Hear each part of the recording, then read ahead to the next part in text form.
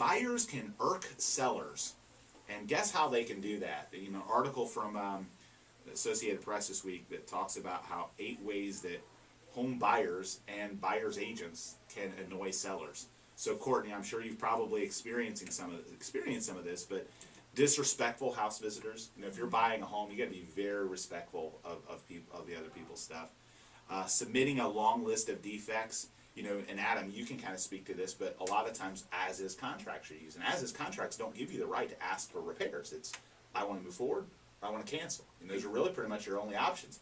But unfortunately, home buyers make the mistakes and sometimes get themselves in legal hot water when they go through and they say, hey, I want all these things fixed. It's, no, it's an as-is contract, you know. I've sold a couple houses myself, and that always annoys me.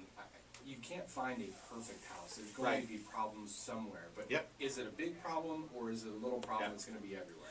And that's the thing. They get into this long list of nickel and diming defects. And we had this happen recently where, you know, we had a $300,000 home under contract, and it was an as-is contract, and the buyer came in and said, as is, and the buyer says, I want you to do all these things, and the seller's like, you just defaulted on the contract because you didn't have this option. Like you didn't, you know, and of course the home seller was an attorney, so he's very familiar with real estate lingo, law, and the contract stuff. He said, no, you're defaulting on the contract. You don't have a right to ask for those repairs. And guess what?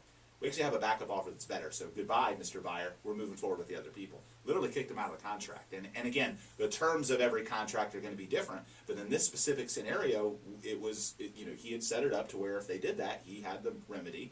And that's exactly what happened. The buyer was really unhappy, and the agent was really inexperienced at how to handle it. I almost think the agent, you know, just kind of said, okay, let's do it, instead of, you know, really giving him advice or telling him to talk to it. Hey, maybe you're defaulting. You maybe want to talk to an attorney before you do this. But literally, he lost the house because of something like that. So that's a really good point. You want to make sure you're working with an agent that understands the details of their own contract, because many times it happens where they don't even read their own contracts. They have no idea. We have new releases that come out every 6 months to a year, and it does change. We talk about it in our meetings. Virginia, our broker this week, was talking to us about some changes to make sure our team and agents understand it.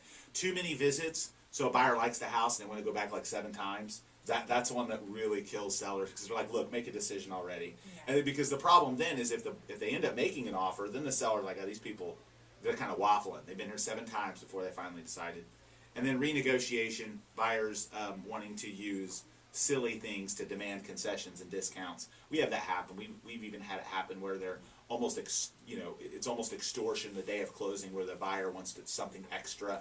So they're like, oh, we're not going to close. We want you to, you know, do this or do that, or, you know, I mean, the refrigerator has a nick on it, or, I mean, just silly stuff. And unfortunately, you know, a lot of times, you know, buyers think that they kind of have a leveraged position, but there's a lot of times where you may not know it. There might be backup offers behind you. There might be buyers that have called that real estate broker and said, hey, look, I'm ready to buy that house at X if something happens with your deal, especially if it's a well-priced property.